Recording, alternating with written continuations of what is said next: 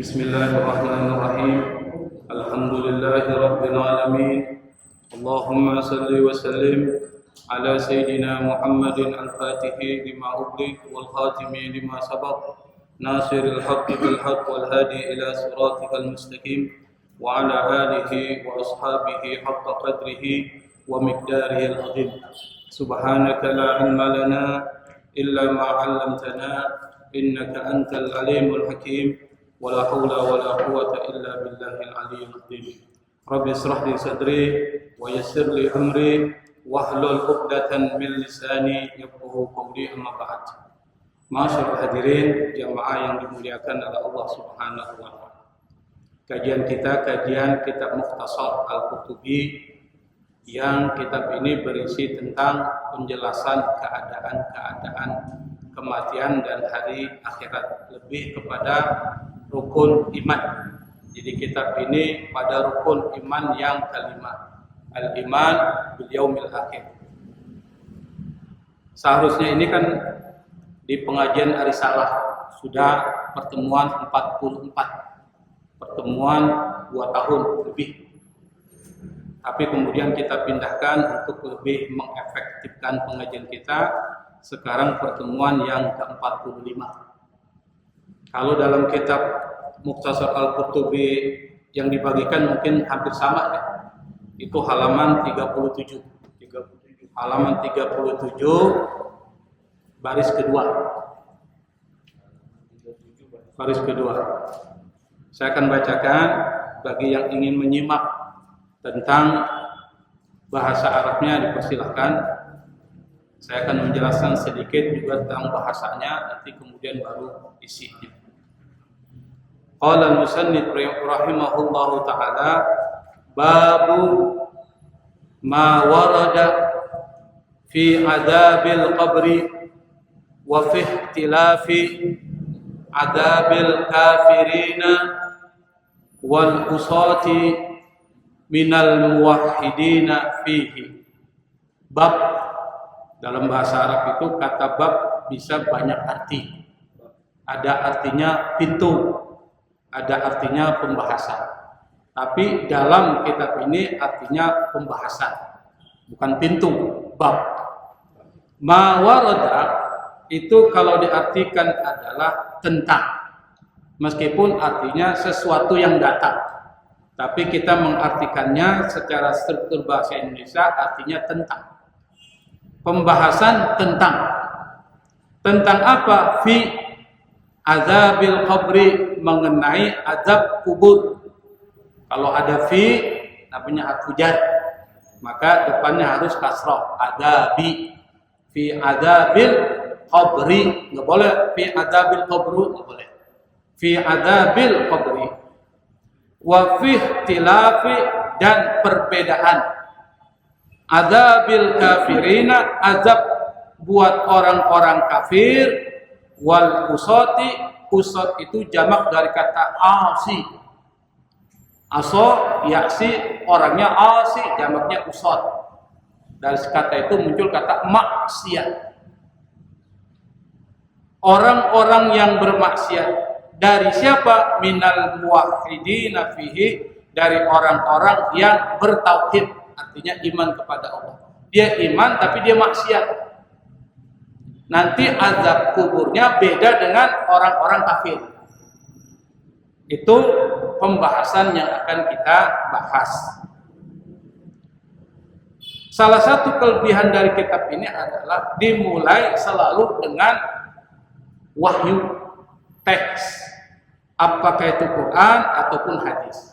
Kenapa? Karena persoalan yang bersifat seperti ini rujukannya harus wahyu, enggak boleh akal. Mana rujukannya? Wa ruwiya. Kata ra wa ya itu dibacanya, kalau dibacanya rawa yarwa atau rawiya yarwa artinya minum. Tuh. Kalau dibaca rawiya yarwa artinya minum. Tapi kalau dibaca rawa yarwi artinya meriwayatkan. Itu bahasa Arab. Tapi di sini maksudnya meriwayatkan. Cuma dibacanya bukan rawa, ruwiya. diriwayatkan. Kalau dalam bahasa Indonesia namanya kalimat pasif, dipukul. Memukul doroba, dipukul duriba. Menulis kataba, ditulis kutiba. Membunuh kotala, kalau dibunuh kutila. Meriwayatkan rawa, diriwayatkan ruya. Itu bahasa Arab. Diriwayatkan dari siapa? An Abi Sa'id Al-Khudri, dari seorang sahabat Nabi namanya Abu Sa'id Al-Khudri. Siapa Abu Sa'id Al-Khudri? Perlu kita bahas, perlu kita tahu. Karena selama ini kita cuma baca doang, tapi nggak ngerti siapa orang-orangnya. Abu Sa'id Al-Khudri ini, beliau adalah seorang ulama, sahabat, dan paling banyak meriwayatkan hadis. Para sahabat periwayat hadis itu ada 7 yang paling banyak meriwayatkan hadis. Yang pertama, tingkatan tertinggi itu Abu Hurairah. Makanya sering kita dengar hadis riwayatnya siapa? Abu Hurairah. Kedua, Siti Aisyah. Maka sering kita dengar an Aisyah radhiyallahu anha, dari Siti Aisyah. Yang ketiga siapa? Abdullah ibnu Umar, anaknya Umar bin Khattab. Maka kita seringin an ibni Umar radhiyallahu anhu, dari Ibnu Umar. Nah, yang terakhir adalah Abu Sa'id Al-Khudri. Ini termasuk periwayat hadis dari kelompok sahabat yang beliau meriwayatkan hadis itu lebih dari 1000 hadis. Hadis-hadis yang diriwayatkan dari Rasulullah lebih dari 1170 hadis. Itu Abu Sa'id Al-Khudri. Beliau ini terkenal. Mungkin kita pernah dengar satu cerita. Beliau dengan para sahabat ini pernah datang ke satu perkampungan. Di perkampungan itu ada kepala kampung, kepala sukunya sakit.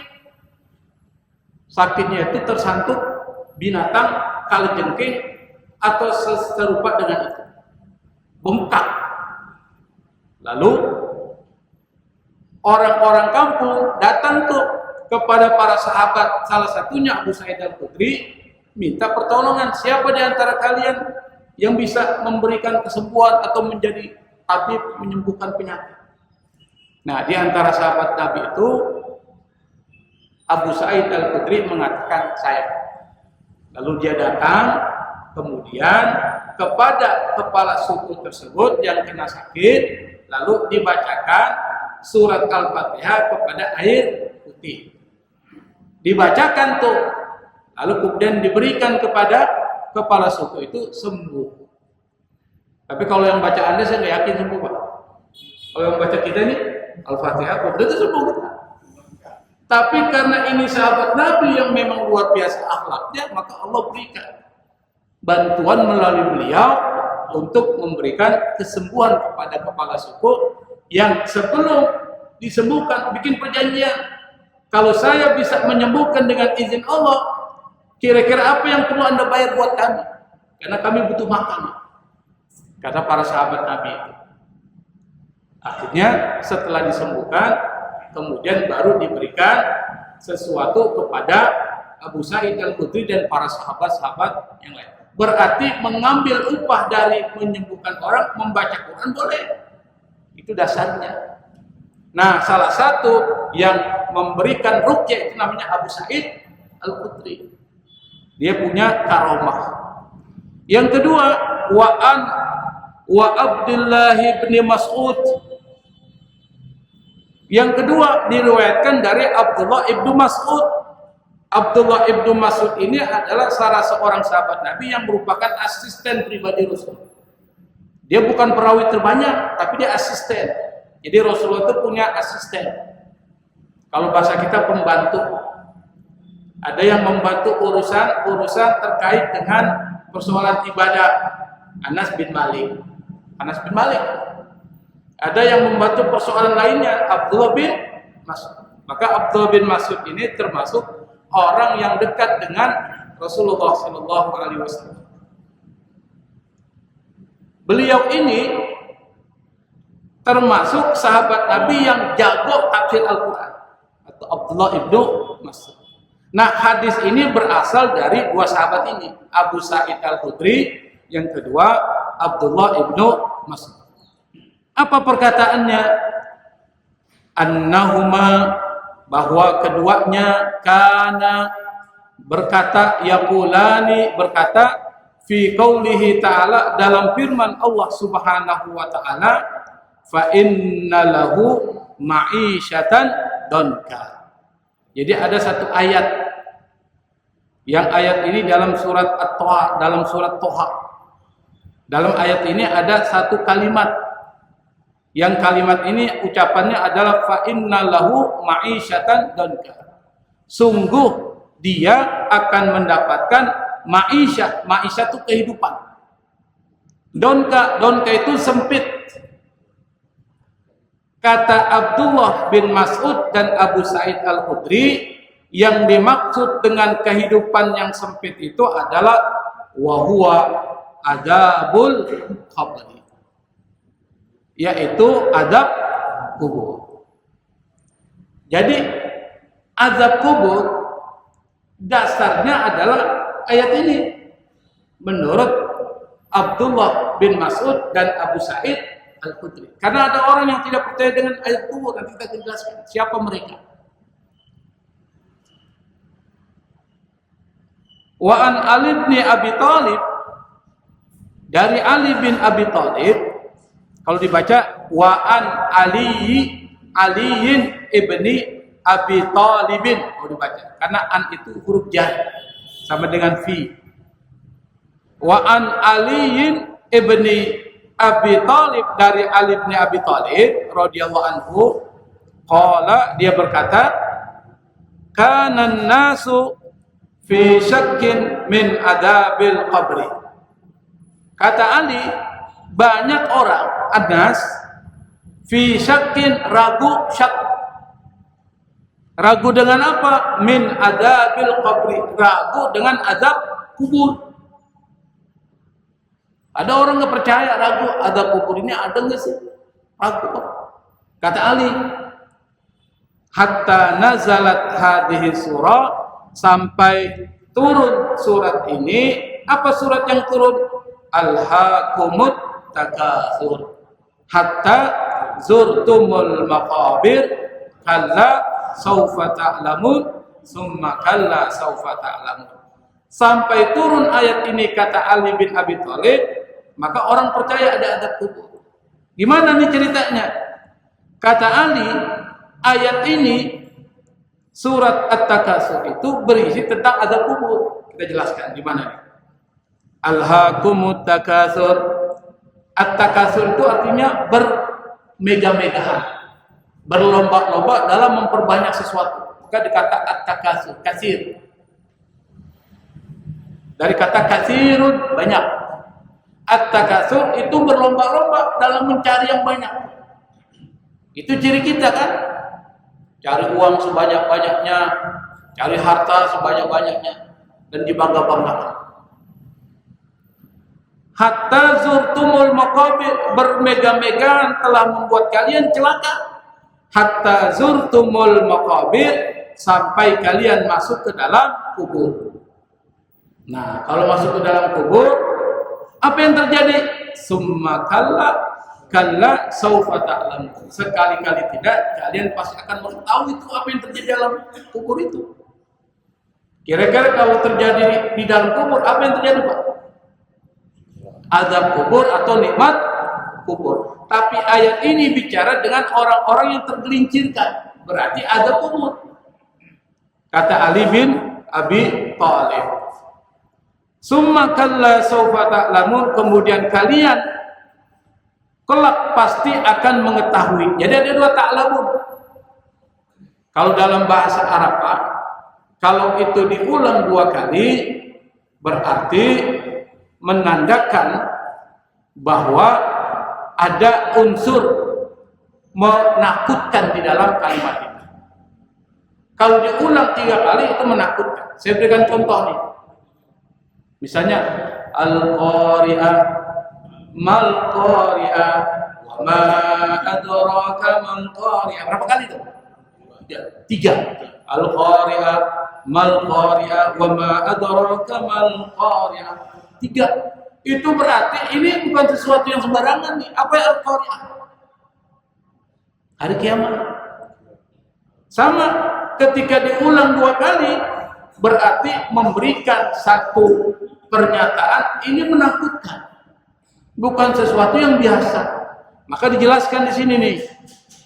Fata'lamun al-awwal, kalimat ta'lamun al-awwal yang pertama isyaratun menunjukkan kepada kepada adabil qabri, pada adab kubur. Kalla saufa ta'lamun, summa kalla saufa ta'lamun. Ada berapa ta'lamun sini? Ada berapa ta'lamun, Mbak? Ada 2. Ta'lamun yang pertama itu menunjuk pada azab kubur, kata Ali bin Abi Thalib. Ta'lamun yang kedua itu menunjuk kepada wa ta'lamun as-sani. Ta'lamun yang kedua isyaratun ila adabil akhirah, isyarat kepada azab akhirat. Jadi ada 2, azab kubur tempat transit kita nanti masuk ke alam akhirat. Berarti ada 2 azab, azab kubur dan azab akhirat. Kenapa ada perkataan dari Ali bin Abi Thalib? Karena ada kelompok yang nggak percaya dengan azab kubur. Siapa? Mu'tazilah. Jadi kalau kita belajar ilmu kalam itu ada aliran-aliran. Sama dengan ilmu fikih ada aliran. Mazhab Hanafi, ada mazhab Maliki, Syafi'i dan Hambali itu fikih. Kalau mazhab di dalam ilmu kalam itu ada Asy'ari, Maturidi, apalagi Mu'tazilah. Nah, Mu'tazilah di antara semua aliran-aliran kalam yang menolak azab kubur itu Mu'tazilah. Siapa Mu'tazilah? Mu'tazilah itu adalah aliran yang menggunakan akal terlalu berlebihan dalam memahami Islam. Mu'tazilah. Kenapa mereka menolak? Alasan yang pertama karena yang gaib itu harus bisa diterima oleh akal. Kalau tidak bisa diterima dan dijelaskan oleh akal maka tertolak. Azab kubur bisa nggak diterima oleh akal? Bisa nggak? Nggak bisa. Maka kata Mu'tazilah nggak benar itu azab kubur ada. Satu. Yang kedua, nggak ada dalil yang jelas yang mengatakan itu azab kubur. Kalau ada dalil-dalil yang seperti disebutkan itu mengatakan azab kubur. Nggak jelas. Ketika bicara tentang persoalan keimanan seperti ini harus nasnya jelas, teksnya jelas. Nggak boleh teks yang tidak jelas. Itu kata Mu'tazilah. Maka Mu'tazilah mengatakan menurut akal nggak mungkin terjadi. Menurut keadilan Allah nggak mungkin terjadi. Masa orang diazab sebelum dihisab? Belum. Orang kan dihisab dulu, pengadilan dulu, baru kemudian diazab. Kira-kira logis nggak? Logis nggak? Logis. Orang kalau mau ditahan itu harus ada putusan hakim nggak? Ada. Kata Mu'tazilah, masa jadi azab sebelum dihisab? Nggak masuk akal. Itu kata Mu'tazilah. Kadang-kadang bisa benar juga. Oh iya ya. Kok belum diputuskan dia itu benar atau tidak, meskipun dia melakukan kejahatan, kan belum dihukum, belum diputuskan. Kenapa udah disiksa? Logis kan? Mu'tazilah. Tapi dibantah oleh Ahlus Sunnah wal Jamaah. Siapa Ahlus Sunnah? Asy'ariyah, Maturidiyah, itu Ahlus Sunnah. Dibantah oleh Ahlus Sunnah wal Jamaah. Mereka mengatakan Mu'tazilah itu keliru karena hal yang gaib tidak boleh menggunakan logika. Nggak bisa menggunakan logika. Hal yang bersifat gaib, hal yang bersifat gaib dasarnya harus ada wahyu, informasi dari Allah. Apa informasi dari Allah? Disebutkanlah ayat-ayatnya oleh Ahlus Sunnah wal Jamaah Dan disebutkan juga alasannya, buktinya ada hadis-hadis yang mutawatir yang bicara tentang munkar nakir bertanya kepada orang yang sudah meninggal dalam kubur. Ditanya. Ketika dia tidak bisa menjawab, dihukum oleh malaikat munkar dan nakir. Maka itu jadi dasar bahwa azab kubur itu ada. Pertanyaannya, kenapa ada siksa kubur? Kenapa enggak tunggu nanti sampai akhirat aja? Pertama, akhirat masih lama. Lama enggak? Lama. Kalau orang ini melakukan kejahatan lalu meninggal, ditunggu di akhirat, enak dong jadi kuburnya. Maka perlu ada yang disebut dengan hukuman. Orang yang berbuat baik ada kenikmatan, maka muncullah nikmat kubur dan adab kubur. Dan Rasulullah SAW ngajarin doa kepada kita supaya minta perlindungan kepada Allah dari adab kubur. Min adabil qabri wa min fitnatil masih dajjal. Itu ada hadis. Maka dari perkataan Rasulullah maka bisa disimpulkan Ahlussunnah wal Jamaah berkeyakinan azab kubur itu ada. Sebagaimana yang dikatakan Abu Sa'id Al-Khudri, Abdullah bin Mas'ud dan Ali bin Abi Thalib. Bisa dipahami nggak Pak? Ini baru mukaddimah, belum bentuk-bentuknya. Nah kita lanjutin. Waruya, waw artinya, waw di sini bukan waw artinya dan ya, tapi wawnya namanya waw istinaf. Waw istinaf ini maksudnya waw yang ada di depan yang tujuannya itu adalah untuk memperindah kalimat. Misalnya, wallahu ghafurur rahim. Itu artinya bukan dan Allah Maha Pengampun lagi Maha Penyayang, bukan. Wawnya tahu waw ibtidah. Waw yang ada di awal, enggak diartiin. Sama waruya diriwayatkan. Karena itu dititik. Apa riwayatnya? Anna Rasulullah sallallahu alaihi wasallam, bahwa Rasulullah sallallahu alaihi wasallam qala berkata, a ini artinya apakah, sama dengan hal. Tadruna tahu. Kalau saya mengatakan saya tidak tahu, saya bilang la adri. La ana la adri, saya tidak tahu. Kalau kamu tahu tadri, kalau antum tadrun. Atadruna, apakah kamu tahu, kata Rasulullah. Fiman, kepada siapa unzilat diturunkan hadhil ayatu, ayat ini. Kalau bahasa kita, ente tahu nggak ayat ini turun buat siapa? Bahasa kita gitu. Lalu kemudian ayatnya apa? Fa inna lahu ma'isyatan danka wa nahsyuruhu yaumal qiyamati a'ma. Fa inna lahu ma'isyatan danka. Sungguh dia akan mendapatkan ma'isyah, kehidupan donka yang sangat sempit. Wa nahsyuruhu, dan kami akan membangkitkan dia yaumal qiyamati, pada hari kiamat nanti, a'ma, dalam keadaan a'ma. Apa a'ma? Apa artinya a'ma? Dalam keadaan buta. Dalam keadaan buta. Kita terus ini, nanti baru kita akan jelaskan.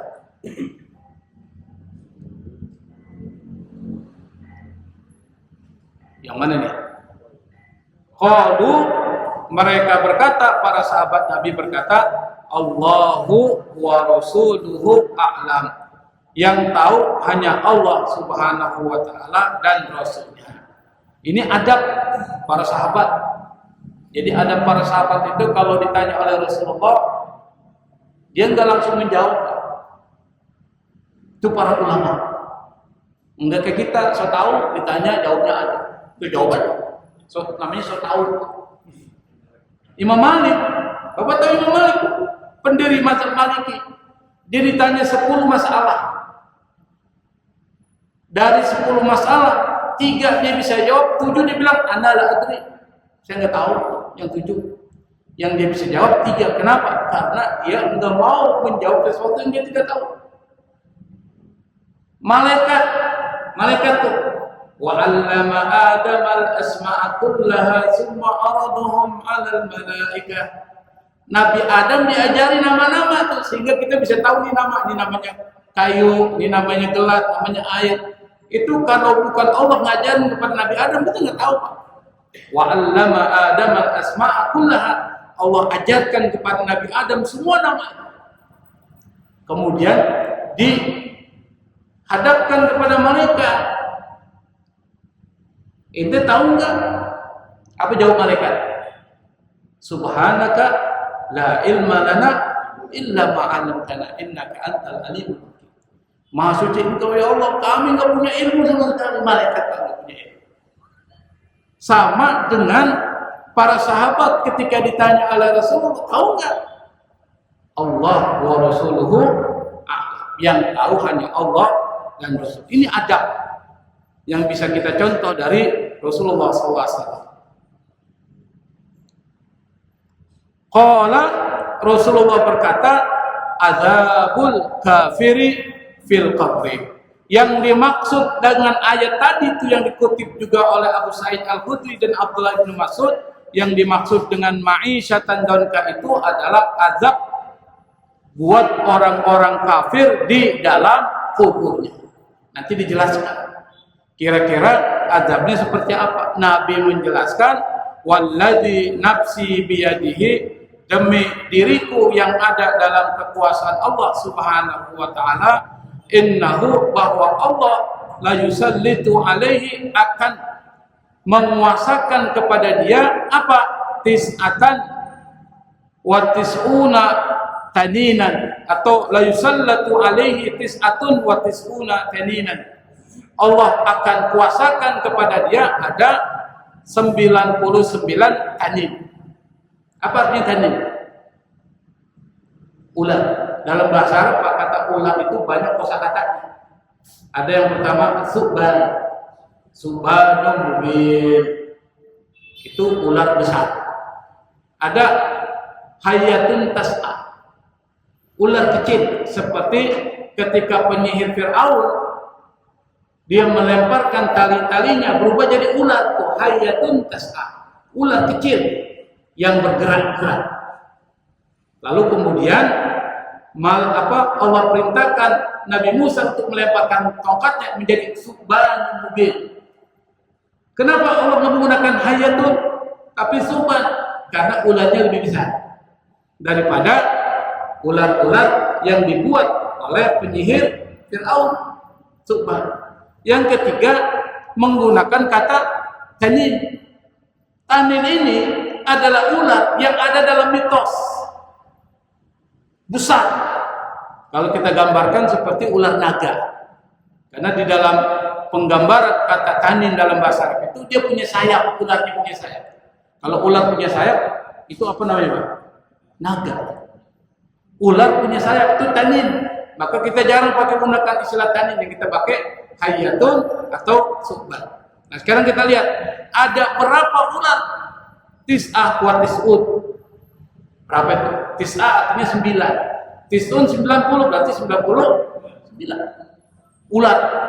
Ular itu ada di dalam kubur, lalu kemudian memperlakukan orang yang ada dalam kubur itu orang kafir. Nabi lalu bertanya, atadruna matini, kamu tahu nggak apa yang dimaksud dengan tenin itu? Karena para sahabat nggak ngerti. Ini kosakata asing bagi orang Arab saat itu. Kenapa? Nggak ada dalam pikirannya ular naga. Ada nggak pikiran itu, Pak? Orang Arab itu kenal dua, hayatun, subban, ular kecil dan ular besar. Tapi tenin dia nggak kenal. Kalau Rasul katakan, atadruna matini, tahu nggak apa yang dimaksud dengan tenin itu? Lalu kemudian Rasulullah Shallallahu Alaihi Wasallam beliau mengatakan, at-tanina tis'atun wa tis'una hayatan. Tanin itu adalah 99 ular kecil. Likulli hayatin tis'atu ru'us. Setiap ular ada 9 kepala. Maka gambarannya itu, Pak, ini ada 99 ular kecil. Setiap ular yang 99 itu ada kepalanya 9. Kira-kira serem gitu. ular, ada kepalanya 9 gitu. Ini nggak ada di dalam kehidupan kita. Ini yang digambarkan oleh Rasulullah. Maka disebut dalam dongeng. Disebut dalam dongeng itu istilah ini. Kalau dalam dongeng orang Cina itu seperti ular naga. Ular naga ada nggak sih? Ada nggak Pak? Itu mitologi Cina. Sama mitologi Arab, ularnya bukan ular naga, namanya tanir. Kita jarang dengar tuh, bentuknya gue nggak ketahuan. Tapi digambarkan oleh Rasulullah yang disebut dengan tanir itu adalah 99 ular kecil yang setiap ular kecil itu ada 9 kepala. 9 kepala, ru'us. Apa yang dilakukan oleh ular itu? Tanfahu fi jismihi. Yang ular itu kemudian meniupkan apinya kepada badan orang kafir itu. Kayak ular naga. Ular naga enggak? Anda bayangkan ular naga itu keluar api enggak? Keluar. Berarti mitologi naga ada juga di Arab. Tapi dengan nama ini, karena dia keluar api. Lalu disebutkan di sini wa takhdisuhu, lalu kemudian mencabik-cabik orang tersebut ila yaumil qiyamah, sampai hari kiamat. Jadi dia mati di dalam kuburnya, dia disiksa dengan ular yang mematuk dia, menghabiskan dia, mencakar dia, mematikan dia sampai hari kiamat. Kira-kira berapa ratus tahun itu? Dari dia meninggal sampai hari kiamat. Bayangin. Sama dengan Abu Jahal tuh ketika mati sampai sekarang, sampai hari kiamat itu kena sanksi yang seperti ini. Nanti akan dijelaskan ada sanksi buat Abu Jahal. Wa yusharu, kata Nabi, orang kafir itu nanti akan dibangkitkan min qabrihi, dari kuburannya, ilal mauqifi, sampai hari kiamat, tempat dia berdiri berkumpul di padang mahsyar, a'ma, dalam keadaan buta, tidak melihat. Nanti di padang mahsyar itu digambarkan oleh Rasulullah, itu padang yang sangat luas. Mahsyar, mahsyar itu artinya tempat berkumpul. Maka menggunakan kata mahsyar. Masjid, tempat sujud. Mat'am, tempat makan. Pakai makan. Mahsyar, tempat berkumpul. Nah, tempat berkumpul itu digambarkan oleh Nabi. Kehidupannya, kita dalam keadaan tidak berpakaian, urian, telanjang, tidak pakai sendal. Panas matahari itu sejengkal dari kepala kita.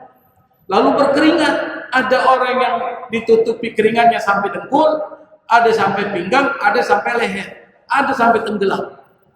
Mereka nunggu. Apa yang ditunggu? Kira-kira kapan nih akan disidang oleh Allah Subhanahu wa Ta'ala? Nunggu. Lama nunggunya Pak.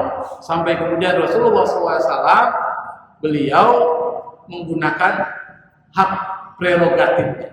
Apa itu? Syafaat uzma. Allah minta, ya Allah. Nabi Muhammad SAW minta sama Allah, ya Allah percepat perhitungan. Kenapa? Anda bayangkan Pak, dalam keadaan kita sakit, disuruh ngantri berjam-jam. Dokter, gimana terjadi? Dokter tuh. Nah ini menunggu perhitungan dari Allah, beratus-ratus tahun menunggu di padang mahsyar dalam keadaan panas seperti itu. Tapi ada 7 yang dapat naungan dari Allah Subhanahu wa Ta'ala. Siapa? Ya kita semua ini. Rajulun qalbuhu mu'allaqun fil masjid. Orang yang hatinya terikat dengan masjid. Itu insya Allah enggak akan susah pada saat ketika kita ada di alam akhirat atau di padang mahsyar. Nah, kita lanjutin. Warawa, ini dibacanya bukan ruwiyah tapi warawa. Rawa itu artinya meriwayatkan. Siapa yang meriwayatkan? Al-Hafiz. Namanya Al-Hafiz Al-Wa'ili. Apa itu Al-Hafiz? Al-Hafiz itu gelar, bukan nama orang. Kalau kita kan di sini Al-Hafiz nama orang, Hafid. Hafiz Soleh. Hafiz siapa lagi? Hah? Hafiz RT, macam-macam kan. Hafiz di sini maksudnya adalah orang yang hafal 100 hadis, 100.000 hadis. Dia hafal bukan cuma hadisnya, tapi sanadnya juga. 100.000 hadis, maka disebut dengan hafiz. Kalau kita enggak, hafiz itu orang yang hafal Quran. Keliru. Dalam bahasa Arab, orang hafal Quran disebut dengan hamilul Quran. Kalau orang yang menghafal hadis sampai 100.000 hadis beserta dengan sanadnya, itu namanya hafiz. Al-hafiz. Quran. Nah sekarang saya tanya, ada nggak satu jamaah sini, satu pak ngapal satu hadis beserta sanad, satu aja ada nggak? Satu hadis dengan sanad ada nggak? Kalau ada saya kasih uang 100.000. Satu hadis dengan sanadnya sampai Rasulullah. An ini baru an Rasulullah SAW qol. Ada nggak yang ngapal? Nggak, satu hadis aja enggak. Ini 100.000 hadis dengan sanadnya dihafal. Maka dapat gelar dalam ilmu hadis namanya Al-Hafiz. Siapa Al-Hafiz? Al-Wa'ili. Beliau ini adalah seorang ulama hadis dan beliau lahir di kota namanya Wa'ili. Maka dia mendapat gelar Al-Wa'ili, Al-Hafiz Al-Wa'ili. Namanya Abdullah bin Sa'id bin Hatim Al-Wa'ili namanya itu. Tapi orang nggak perlu sebut nama. Kalau sebut dengan Al-Hafiz Al-Wa'ili, orang tahu itu nama orang. Siapa dia? Dia adalah orang yang lahir di Wa'il, wilayah di Sijistan. Kalau Sijistan itu sekarang namanya wilayah Mesopotamia, Persia, Iran.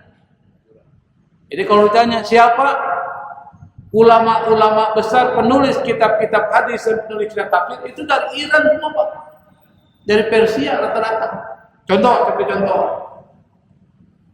6 kitab hadis dikumpulkan oleh ulama 6. Bukhari, Muslim, Abu Daud, At-Tirmidzi, An-Nasa'i, kecuali Abu Daud.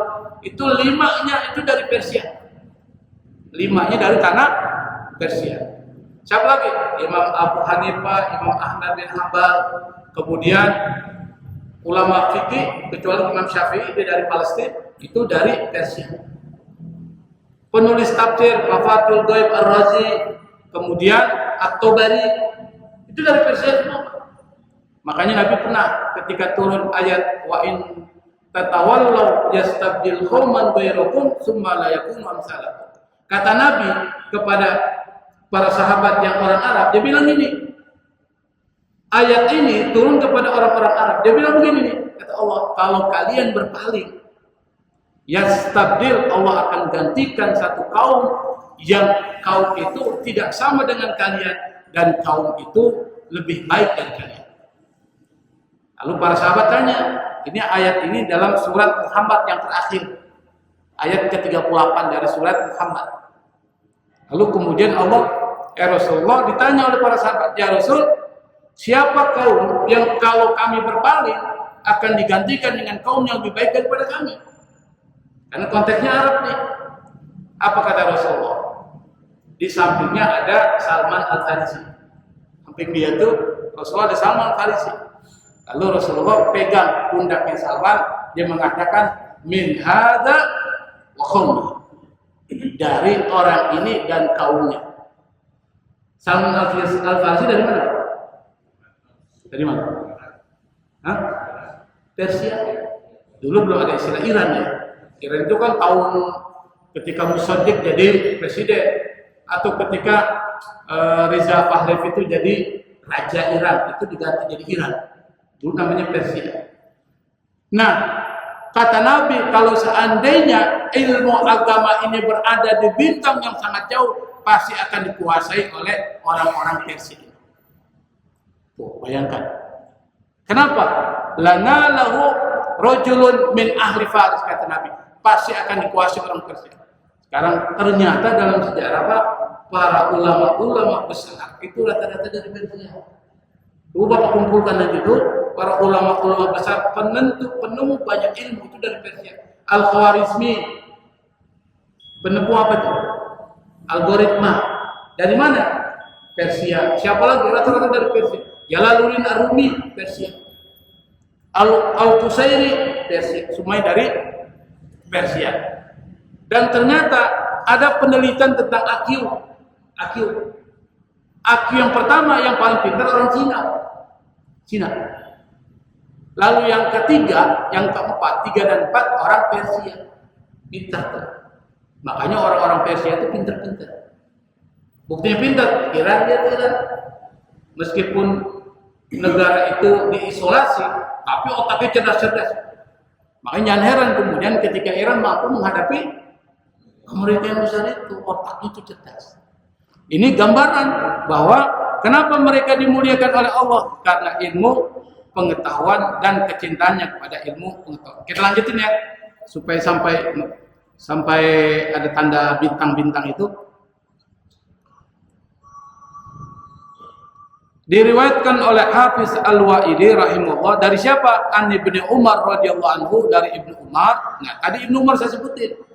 Termasuk perawi dari kelompok sahabat yang banyak meriwayatkan hadis adalah Abdullah Ibnu Umar.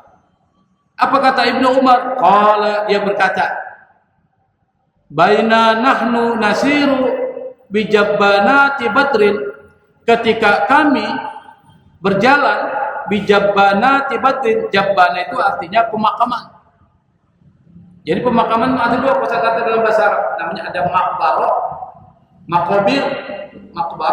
maqabir, hatta surtumul maqabir, itu tunggalnya, mufradnya namanya maqbarah. Yang kedua ada jabbana, ada 2 tuh istilah bahasa Arab. Apa bedanya? Kalau maqbarah itu kuburan seperti di Sunan Ampel, kecil. Jadi Sunan Ampel tuh, apa tahu kan? Ada makam-makam nggak tuh? Ada, itu namanya makbarah. Atau di tempat yang di JPE, itu namanya makbarah. Kalau jabbana apa? Jabbana itu seperti taman kusir. Tahu taman kusir Pak? Kober gede nggak? Nah, kober itu namanya jabbana. Jadi bedanya antara jabbana dengan makbarah, kalau makbarah itu nggak terlalu besar. Biasanya kuburan wakaf itu makbarah. Tapi kalau menggunakan istilah yang kuburannya luas seperti taman kusir, apalagi sih? Kalibata. Itu satu tuh yang di karet, itu bahasanya bukan makbarah, jabbana. Kita nggak sering dengar kan? Itu dalam bahasa Arab. Di sini disebutkan di sini bijabbanati Badrin. Ketika kami, kata Ibnu Umar, berjalan di pekuburan Badar, izharaja rajulun, tiba-tiba keluar tuh seorang laki-laki minal ardi, dari tanah dia keluar. Fi unuqihi, di lehernya itu ada silsilatun, rantai. Jadi di lehernya itu terikat rantai. Yumsiku atau yumsaku tarfuha, yang dia ujung dari rantai itu dipegang oleh dia. Siapa orang itu? Rajulun aswad, orangnya itu hitam. Rajulun aswad.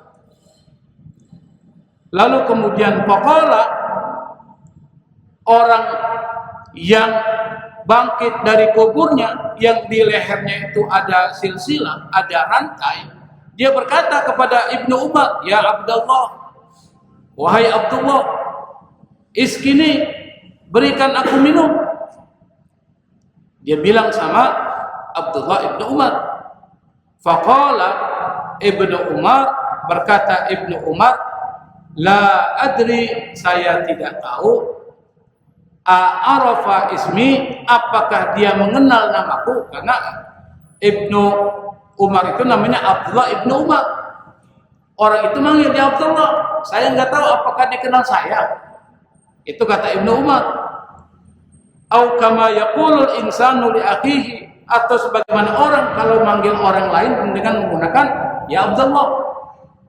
Itu kata Ibnu Umar. Dia nggak tahu nih orang ini tahu nama dia atau dia manggil saya Abdullah seperti orang lain manggil orang lain. Ya Abdullah. Kata Ibnu Umar. Faqala li, lalu berkata kepadaku, Al-Aswad.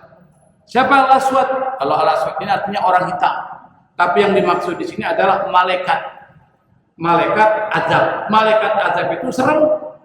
Maka kalau serem gambarannya hitam, matanya merah, rambutnya itu berapi. Itu kalau malaikat azab. Di sini disebutkan faqala lil aswad la tusqihi, jangan engkau beri minum dia wahai Ibnu Umar. Kenapa? Fa innahu kafirun, karena dia adalah orang kafir. Summa jitazabahu, kemudian malaikat azab itu menarik dia pada khalal ardh, lalu kemudian orang itu masuk ke dalam tanah. Qala Ibnu Umar berkata, fa ataitu Rasulullah sallallahu alaihi wasallam, saya datang kepada Rasul, fa akhbartu, lalu saya ceritakan kepada Rasulullah.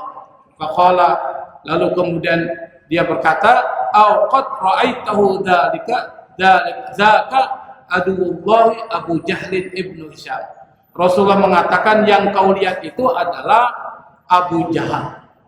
Jadi yang keluar dari kuburannya minta minum kepada Ibnu Umar yang lehernya terikat dengan rantai dari kuburnya, itu Abu Jahal.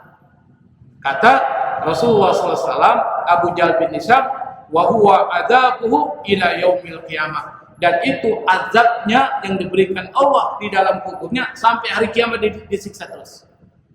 Anda bayangkan dari zaman mana Rasulullah?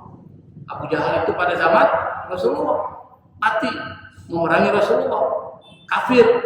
Dia azabnya seperti itu sampai hari kiamat. Sampai hari kiamat kapan? Sampai sekarang belum terjadi. Berarti selama itu pun dia diazab oleh Allah Subhanahu wa ta'ala. Saya pikir ini yang saya sampaikan. Tolong nanti ditandai, dan kalau bisa masing-masing membuka kitabnya ya, supaya kita sambil belajar kitab Mukhtasar Al-Qurtubi. Saya pikir ini, sekali lagi mohon maaf. Wallahu musta'an. Wassalamualaikum warahmatullahi wabarakatuh.